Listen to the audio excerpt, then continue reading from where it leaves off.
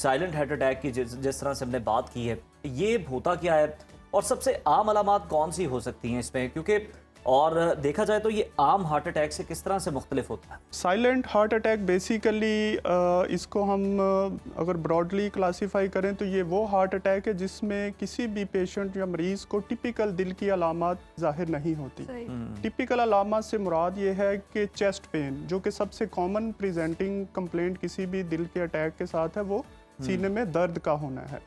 लेकिन जो silent heart attack है वहाँ पेशेंट को दर्द नहीं होता, जिसकी वजह से वो शायद इग्नोर भी करता है, वो अननोटिस रहता है और उसका प्रॉपर टाइमली उसका चेकअप और डायग्नोसिस नहीं बन पाता और हार्ट डैमेज हो जाता है। अब ये होता किन किन लोगों में, स्पेशली वो लोग जो शुगर के मरीज़ हैं और उनका शुगर बहुत अरसे से चल रहा होता है और प्रॉपर कंट्रोल नहीं होता डायबिटीज़ का।